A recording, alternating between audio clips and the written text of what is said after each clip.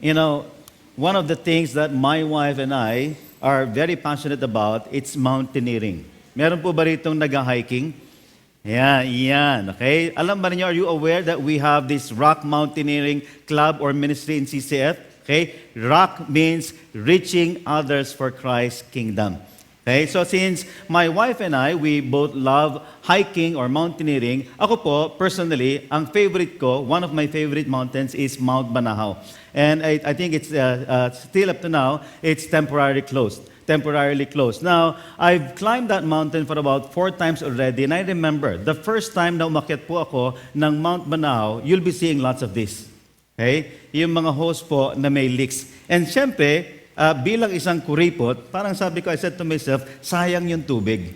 It's a waste of water. And aside from that, I also wondered how come these houses, the houses surrounding that mountain, wala ho silang faucets. They don't use faucet. Doon po sa kanilang mga hose. And then, I realized that even if you use a faucet, because of the abundance of water coming from above, mula po sa taas, and the pressure as well, okay? The abundance of water and the pressure, the water, the hose cannot hold the water. Even the faucet cannot hold the water. So eventually, masisira po yung faucet. And that's why even the resorts surrounding the mountain, ang source of water po nila is the one coming from the mountain. So in other words, yung pong tubig, it's uncontainable. Nakuha natin yon. The water source or the water coming from above, it's uncontainable. But in life, do you know that it's not just the water that is uncontainable? Ano po yung mga uncontainable sa ating buhay? Do you know that joy can also be uncontainable? Naisip mo natin yun? That joy can also be uncontainable. Sabihin nyo nga sa katabi ninyo, uncontainable joy. Okay. Now, since joy is also uncontainable, what's one experience that you still remember that brought so much joy in your life?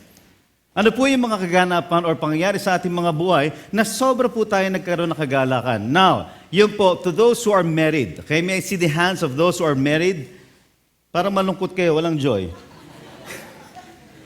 Okay, do you still remember? Okay, those times that we are in that courting stage, and then sinagot tayo, and then eventually after 1 or 2 years, okay, the guy made a proposal, and she said yes. Hindi ba yung status natin in the Facebook, from being in a relationship, you're now engaged. And I believe, okay, if she will say yes, it will bring so much joy, not just to the guy, but even to the lady, okay, to the girlfriend. Aside from that, of course, naging engaged na kayo. And then you realize after a few years, you are now ready to enter into another level of that relationship, which is being married. So nung nagpakasal tayo, hindi ba nagpakasal, of course, ang expectation and ang desire natin is to have a what? To have a baby. And the moment the wife finds out that she is preggy or pregnant, it brings so much joy to you, hindi ba? And that news, okay? Once you'll be sharing that good news to your husband that he's going to be a father, ano pong mangyayari doon? Malulungkot ka ba? Malulungkot ka lang kapag hindi mo wife yung nagsabing buntis. Tama? Hindi ba? Kasi problema ho yun. Hindi ba? But if your wife tells you that you're going to be a daddy, it will definitely bring so much joy to you. And, of course, daddies, lahat po ng daddies, taas ang kamay. Ayan, okay, lahat ng daddies. You know, I remember the first time, okay, that I became a dad. Yung firstborn ko ho. And yung pong sobrang excitement ko, you know the hospitals, di ba, in the nursery, they have this big fixed glass window. Okay? And nahiya po ako kasi nauntog ako. Okay, I bumped my head on the window, the glass, okay? And to my surprise, hindi lang po pala ako. Kasi almost all the dads who wanted to see their child or children, nauuntog din sa glass. Why? Because of that excitement, because of that joy, seeing the child for the first time. And aside from that, growing up, our kids, hindi ba? Alam nyo, it's not just the kids who's highly competitive. Do you know that the parents are more or highly competitive? Sila ang, diba, yung yan, lalo yung mga moms, hindi ba, yung mga stage mothers. And of course, the moment that they enter into a competition or tournament, guess what? Yung mga moms, I'm so proud of my son. He's so galing. Di ba? Once they get good grades in school, di ba? My son, my daughter is very, very smart, just like his mommy. Di ba? And hindi lang ho yan. Kapag graduate, meron kayong big tarpaulin sa gate. Right? Because you're a proud dad, you're a proud mother, and you want the whole world to know that your son or your daughter graduated from this degree. Okay, so your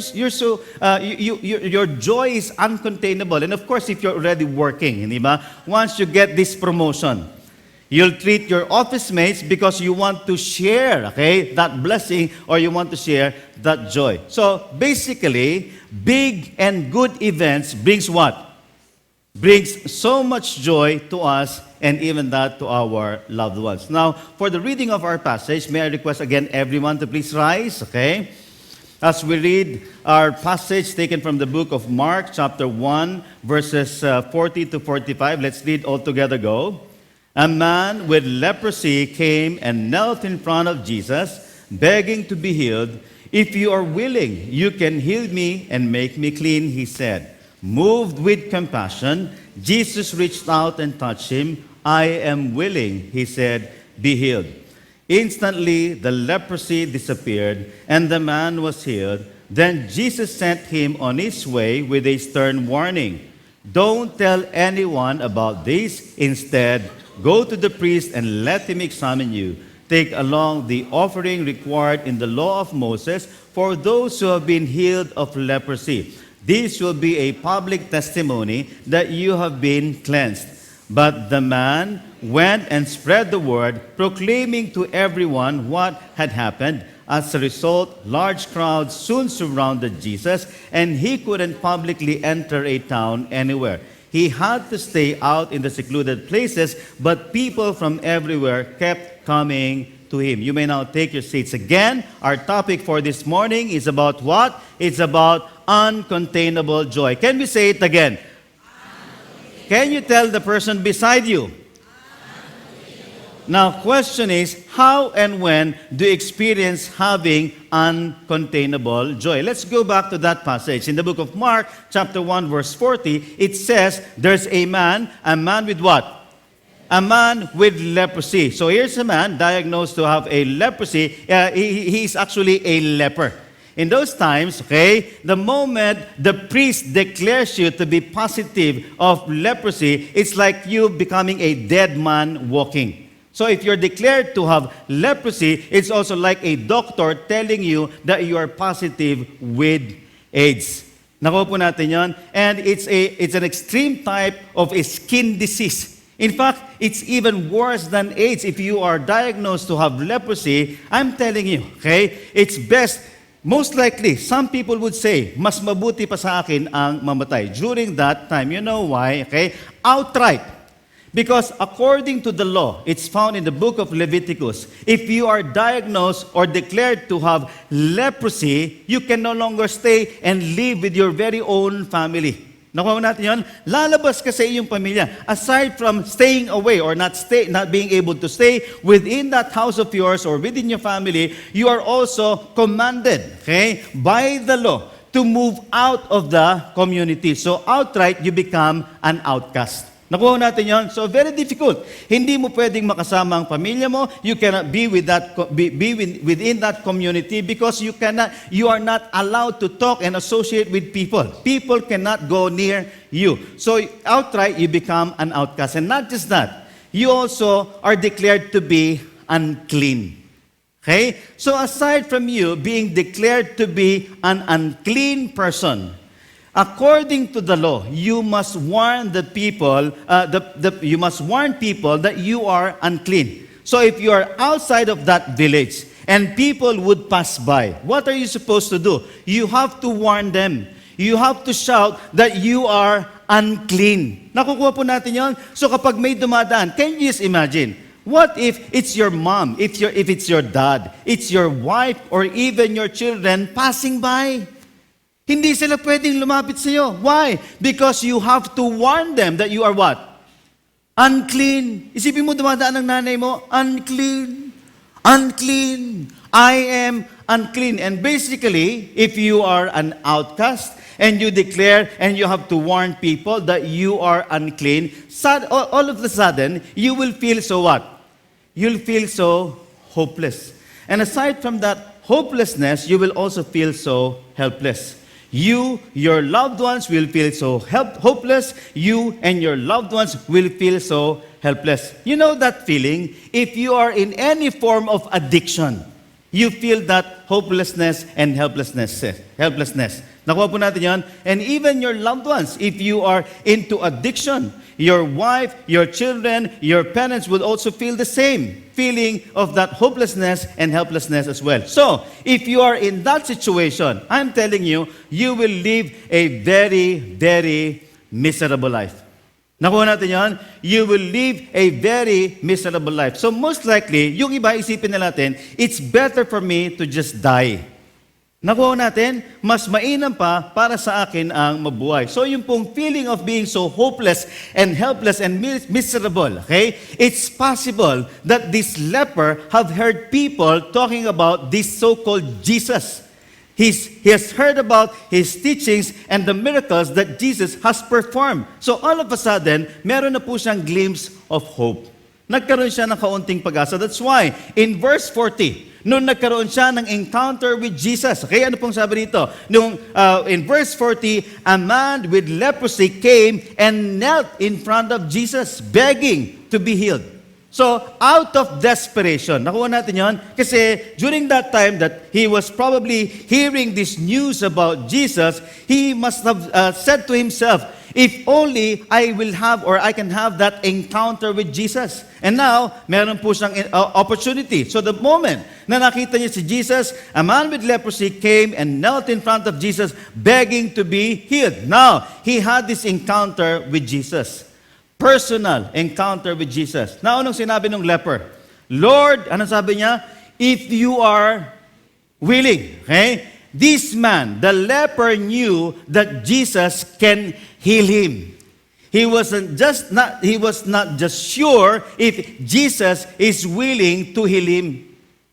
And oftentimes, during those days, ang leprosy po is associated with sin. Kung natin yun, it's associated with sin. And somehow, up until this generation, ganun din po ang thinking natin. We know that God loves us. We know that God is sovereign. That we know that God is He's powerful. That He is forgiving. We know that God can forgive us. But somehow, we have this thinking, will He or is He willing to forgive me? Ang dami ko nang nagawang kasalanan. That's why some people, they are hesitant to approach Jesus. They are hesitant to approach God because of that same mindset. Is He willing to forgive me? Now, ano po nangyari? If you are willing, you can what? You can heal me and make me clean, He said. Now in verse 44, ano po nangyari? Jesus moved with what? Moved with anger? Moved with compassion. Remember, ang leper, they're not supposed to go near anyone. Nakuha natin yon. So, it's possible na si Jesus, He was moved with compassion, but the rest of the people, ano sinasabi nila? Ew! Nakuha natin yon. Pwedeng sinasabi, alam niyo, same thing with the taong grasa. Yung mga taong grasa, the beggars, hindi ba? The moment that you see them trying to approach you, nagagawin natin, bilisan mo. Kung kasama mo ang anak mo, bilisan mo, lumalapit sa'yo, bilisan mo. Nakuha natin yan. So, that same experience. So, si Jesus, anong nangyari? You know what? This is an actual scene of what would Jesus do. Nakuha natin yan. Yung leper cannot approach Jesus, and no one, okay, has ever go near a leper. Nakuha natin yan. So, Jesus moved with compassion. What did Jesus do? Lumayo po ba siya? Sinabi niya bang ew? No. Moved with compassion, Jesus reached out. Mas lumapit siya. Hindi lang Jesus reached out. Jesus what? Jesus touched him. Yung pong compassion is different from pity. Ano yung pity? Yung awa, you see an old lady, an old woman, okay, begging for food, a beggar, a child begging for food. Ano sasabihin natin? Kawawa naman sila. And you do nothing about it. Awa po yun. That's pity. Nakuha natin yon. Yung moved with compassion. Kawawa naman sila and you feel that burden, okay? That desire in your heart to help that person. Yung compassion is love in action. And do you know, having in that situation, let's just say for about 3 or 5 years, it was the first time, for the long period of time, that this man, an outcast, a very miserable person, hopeless and helpless, first time that he experienced being taken care of. First time that he experienced being touched. First time that he is being loved by someone. Nakuha natin yon. Moved with compassion, Jesus reached out and touched him, and Jesus said, I am not willing. You know ba ang sinabi niya? Of course not. Jesus said, I am willing. He said, be healed. How long did it take for this man to be healed? 2 weeks, 3 weeks, 1 month? No. Instantly. Outright, okay? The leprosy disappeared and the man was healed. Can you just imagine, if you are that leper, hindi ba, the experience, the encounter with Jesus, it's already overwhelming. Nakuha natin yon. And being healed instantaneously is also overwhelming. So most likely, hindi niya ini-expect yon na ganun kagad ang kanya mangyayari. So anong sinasabi niya? What do I do now? Nakuha natin yon. What do I do now? And then Jesus commands him. Anong sabi ni Jesus? Then Jesus sent him on his way with a stern warning. Anong sabi ni Lord? Don't tell anyone about this. It's not that Jesus doesn't want for people to know that he can heal people. Because it's not yet time for him, okay, to all the more provoke the religious leaders. Kasi definitely magkakaroon siya ng conflict with the religious leaders. And aside from that, people from everywhere, all they desire is to be healed by Jesus and witness his miracles aside from, instead of listening, okay, instead of being interested in listening to his teachings. Nakukuha po natin yan, mas interested sila sa miracles and healing than being interested in his teachings. So Jesus gave him a very specific command. Don't tell anyone about this. Can you say it again? Don't tell anyone about this. Sabihin niyo po. Okay. Now, anong sabi niya? Instead, go to the priest and let him examine you. Why? Because it is the priest who has the responsibility to declare you as unclean, okay, or positive with leper, and it is also the priest who would declare you clean and cleansed from, healed and cleansed from leprosy. Now, ano nangyari ngayon?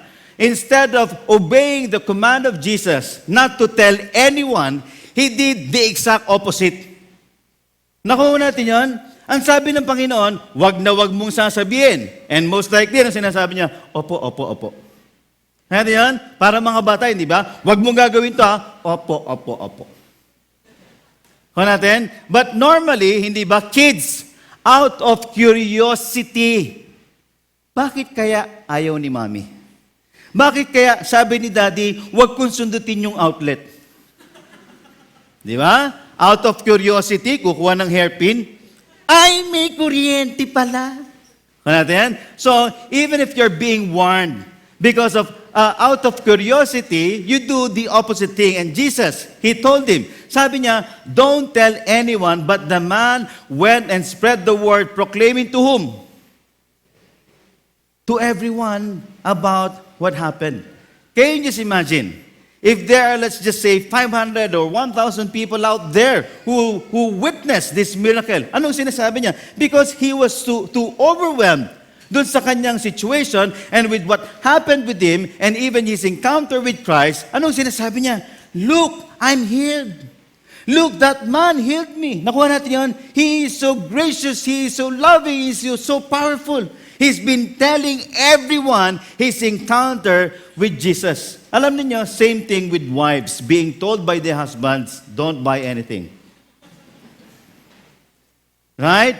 Di ba yung mga wives, sasabihin, oh, don't buy anything. Ano sasabihin ng mga wives? Sure, honey. Yes, darling. And all of a sudden, as you go out, you'll see in the malls, okay? Ano meron dyan? 80% off. Tapos makakita ka pa ng shoes and bags up to 50% off. Whoa! Ano sabihin mo ngayon? I won't buy anything. Window shopping only. Observe pag may time. Now, nasa iyo yung credit card. Paano ngayon yan? Hindi ba? You'll be tempted, right? Okay? And of course, hindi lang mga bags. What if you really desire to have a TV? Okay? And then all of a sudden, yung TV is also on sale. Yung supposed to be 10,000, naging 5,000 na lang or even lower, 4,000 na lang. What would you do? Anong gagawin mo? Hindi ba? You'll be tempted and somehow you'll justify. Hindi na mangyayari ito. I'll buy a TV. Okay? And of course, even if you're that husband who specifically told your wife, don't buy anything. Pero, sinamahan mo yung wife mo, nakita mo, even the tools. Ang power tools is also on sale. 70% off. What will you do? And normally, if you have that experience, being able to buy something that you really love, okay, and passionate about, and you're able to buy it 70% off, anong gagawin mo? Hindi ba you'll buy not just one, you'll buy even two, and definitely, I'm telling you, you'll tell your relatives, you'll tell your friends, you'll tell your churchmates, hello! Pumunta na kayo kagad dito, sayang, ang dami kong nabili. Anong gagawin niyan? No wonder, ang mga malls, pag may sale, punong-puno. Why? Because of that news.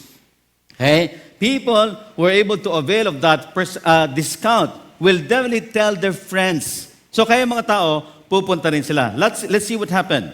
Then Jesus sent him on his way with a stern warning, don't tell anyone about this. And then what happened? But the man went and spread the word, proclaiming to everyone what had happened. I think, hindi ko rin siya masisisi. Nakuha natin yan.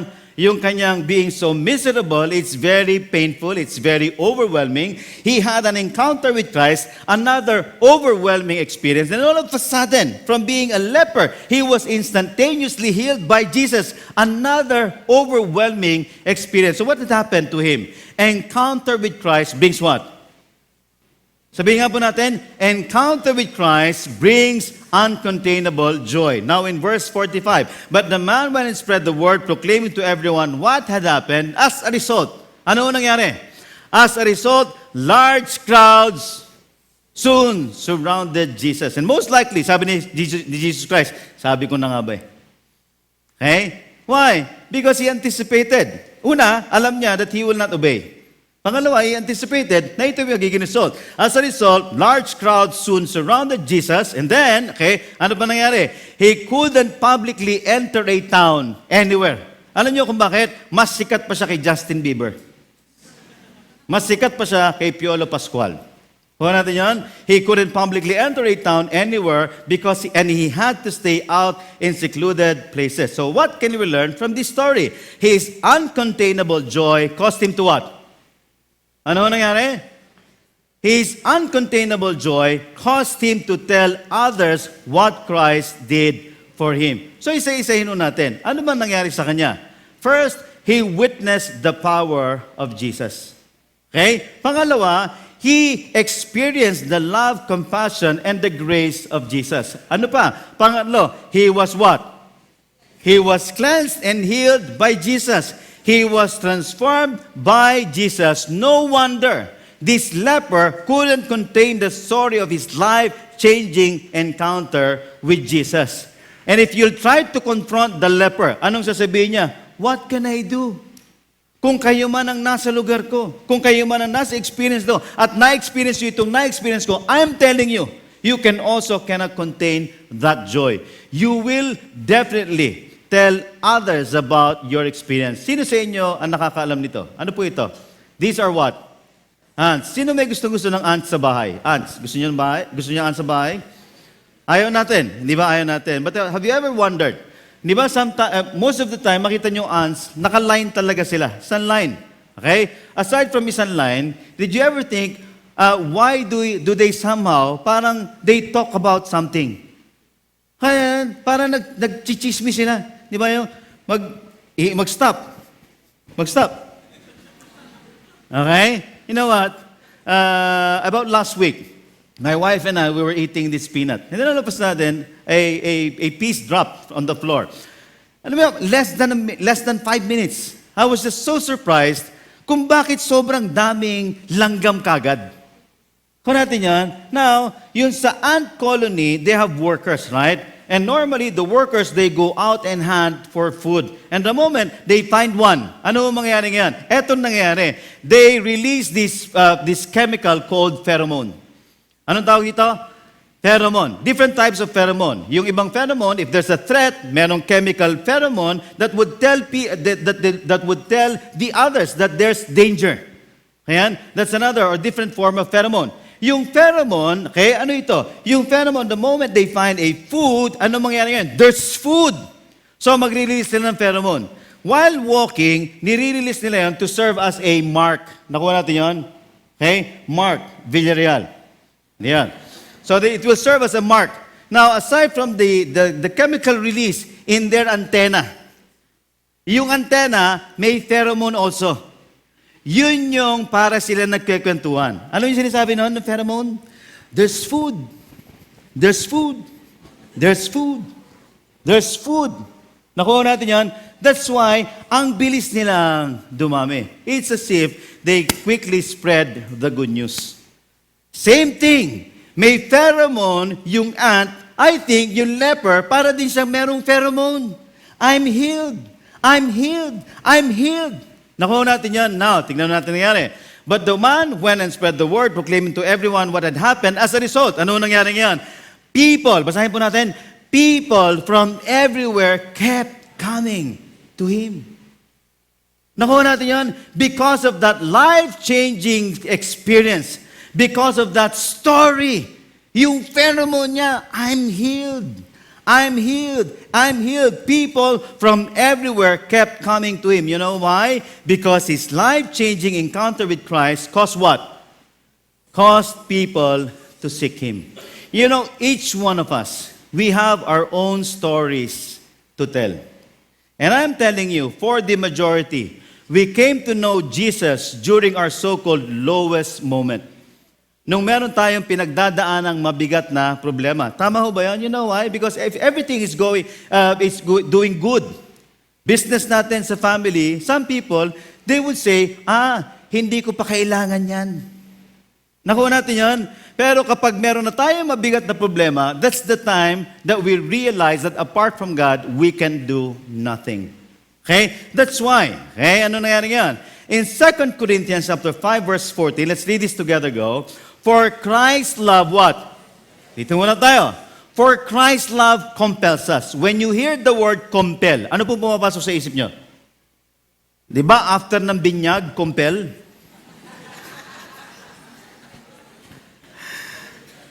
Compel. By definition, it's as if by force. Ano yan? It's like by force, you are supposed to accomplish something. Natin yan? But, yung Christ's love compels us, it doesn't mean that by force you are compelled. You are being forced to serve Christ. You are being forced to love Christ and you are being forced to love others. Hindi po yan. Now, it's because of your newfound relationship with Christ. Natin yan? Because of now being so in love, being so intimate with Jesus. Naturally, that intimacy with Christ will cause you voluntarily, wholeheartedly to serve Jesus and to love Jesus and to love others as well. Nakuha natin yan? Now, I'm sure meron tayong kanya-kanyang storya. Question is, have you experienced His love, compassion, and grace? Aside from that, have you been cleansed and healed by Jesus? Talking about being cleansed. Alam niyo, that's why we are being called born-again Christians. Why?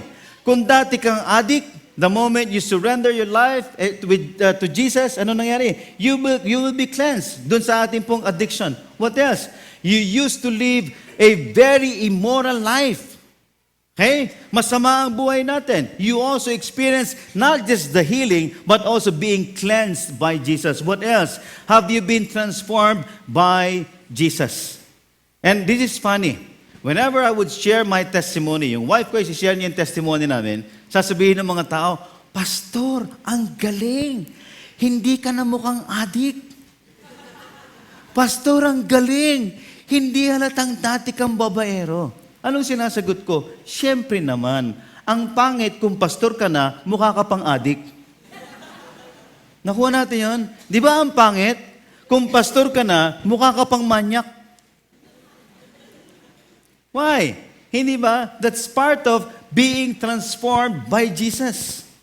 You will be transformed from the inside out. Nakuha natin yun. And if you have been transformed by Jesus, question is, if Christ has a story in us. Nakuha natin yan? Have you been faithful in sharing your life-changing encounter with Jesus to others? And this is a sad reality. Parang pagkain lang ho yan. Maraming nagugutom sa labas, pero marami ring napapanis sa ref. Nakuha natin yan?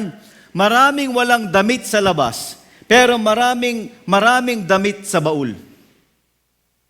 Nakuha natin yan? Why? Because we have the tendency to just keep things to ourselves. Even with the story and experience with Jesus. If God has been so gracious to us, if God restored us, if God restored our family, what do we do now with that story? Are we that faithful? And I'm telling you, ako po, ang dami kong storya sa buhay. I can talk to you about my story. Okay? Kulang ho ang maghapon natin. But all of these stories that I'll be sharing with you, okay, it's literally garbage. Pangit, nakakahiya, nakakadiri, nakakakilabot. And if God is not part of that story, wala kayong makikitang maganda. And the only thing that makes that story wonderful, because it is no longer my story, but the story of Christ in my life. And I didn't start right. Pangit ang buhay ko. I grew up in a very dysfunctional family. Ang father ko was an ex-convict. He was incarcerated in the New Bilibid prison for 15 years. Okay? Aside from that, I grew up in the province. Okay? I learned how to smoke at the age of 9. I started drinking at the age of 10 because of the absence of my father. No guidance from the parents. I started drinking at the age of 10. I started smoking marijuana at the age of 11 and 12 years old, 13 years old. Nag-start na akong uminom ng cough syrup. Kahit maghapon di ako inuubo. Because of that cough syrup. Okay? Aside from that, during that time, wala pang ecstasy. No ecstasy yet. Ang ininom namin, different tablets. 13 years old. Okay? And you know what? Because of that experience, and when my father was released from prison, all of us, we experienced not just verbal, but even physical abuse from my dad. And that experience of seeing my mom being physically abused by my dad, very, very traumatic yun para sa akin. I literally rebelled. I nurtured this hatred or anger in my heart for many, many years. So nung iniwan kami ng daddy ko, ano nangyari sa akin? Since I rebelled, I got hooked in shabu. Okay? 13 years old, labas-pasok na ako ng eskwelahan. Wala akong school na tinatagalan. I'm always being kicked out from different schools. Okay? Kaya marami akong alma mater eh. Okay? Aside from that, I was also in and out of jails. At the age of 17, my first case was murder. 17 years old, I was locked in San Juan for carnapping and robbery. 17 years old, I was in the front page of a tabloid for gang rape. Can you just imagine? At a very, very young age, 17 years old. And to make the matters worse, my girlfriend, na sobrang patay na patay sa akin nung araw, ayaw niya na akong bitawan. Okay? I got her pregnant when we were 18. So imagine, no modeling of being a good father, no modeling of being a good husband. Ano nangyari sa amin? Alam niyo po, teenagers na mga babae at lalaki, if you want to experience hell on earth, gayahin niyo kami. May bonus pa kayo. You'll be married to the assistant of Satan. Ganun nangyari sa amin. My wife experienced a very, very traumatic husband and wife relationship. Even even after we got married. So ano nangyari sa amin yan? I got her pregnant. Nung naging dalawa yung anak namin, this is worst. The things that I hated the most about my dad, physically abusive, verbally abusive, and then he left us to be with his mistress, I did basically the same thing. Ginaya ko lang din ang tatay ko. Imagine niyo yung irony, ha? Galit na galit ako sa tatay ko, but I just basically followed his footsteps. Had I not known Jesus, kung hindi ko nakilala ang Panginoon, dalawa lang ang destinasyon ko po, lupa or muntinlupa. Kung po natin yan, yung mga kasabay ko, yung iba patay na. Yung iba kong kaibigan ko at kamag-anak ko, nakakulong pa. Okay? Same thing. Most likely the same thing would have happened to me. Had I not met Jesus, I could have been dead by now or nakakulong pa ako sa muntinlupa. And that's why God is so amazing. God is so gracious. I know how it feels to be a leper. I was an outcast. Nakatira na ako sa kotse for many months. I lived a very miserable life. Even my own family members, even my friends, okay, the people around me, what will they say? Hopeless case na yan. Okay? I myself, I felt so helpless, knowing for a fact na hindi ko kayang magbago. Do you know that even my mom, she literally begged me na magbago na ako. In as much as I want to change for my mom, anong yan? Anong nangyari sa akin? I knew, hindi ko kayang magbago. Living a very hopeless, helpless, and miserable life until I met the Lord. Just like the leper, I had an encounter with Jesus. And that life-changing encounter with Jesus made my wife and I, the whole family, made this commitment to Jesus. As long as we live, we will serve you. That's why, yun po kami. Kaya meron kaming Urquico values. Aside from the Urquico values, this is our life now. We've been going to different places, to talk about the relationships, talk about parenting, talk about how to get out of your vices. Hindi ba kaya meron tayong sipag, kaya tayo meron jail ministry. Okay? And kaya ang wife ko, because of her experience, soon, lalabas po yung book na sinulat niya. I want my husband back. Okay? So, it's all for the glory of God. You know why? Because in the book of 2 Corinthians chapter 1, verses 3 to 4, let's read all together, go. The Father of our Lord Jesus Christ, God is our merciful Father and the source of what? All comfort. Why? He comforts us in all our troubles. Tingnan niyo, lahat ng pinagdadaanan natin, alam ng Diyos. Hindi lang yon, because of His compassion, He did something about this, about the problem. Nakuha natin yan. He comforts us in all our troubles so that what? So that we can... Nakuha natin yan. That's the very reason, one of the purposes why God rescues or saves us, comforts us, just so that we can to help others. Kung saan tayo dinampot ng Diyos, doon niya rin tayo ibabalik, hindi para bumalik sa dati nating buhay, kundi tulungan ang mga nasa dati nating buhay. When they are troubled, we will be what?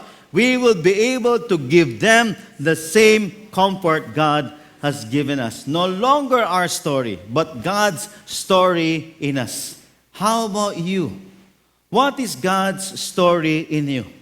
I used to be in and out of jails, kaya merong jail ministry. Okay? Dati kaming hiwalay, that's why we travel to give talks about couples, strengthening marriages. What else? As a mountaineer, ito po yung ginagawa namin. Now, ito yung maganda. That's the reason why nagkaroon ng reaching others for Christ's kingdom. Being a mountaineer, having that passion to share about Jesus, that's what we do. Okay? That's what we do. Anong ginagawa? Ito po recently, about last year, November. November ba to? November or December. We went to Mount Ugo. Okay, Mount Ugo. So we started, and jump off po namin ay Nueva Vizcaya. Saan kami nag-start? Nueva Vizcaya. Okay? Day 1 namin, it took us 8 hours just to reach this small community. Okay? To give gifts and to share the gift of eternal life, the love of Jesus. Day 2, we had to wake up at 2 in the morning because we need to leave at 3 a.m. just to reach another community, another 8 hours.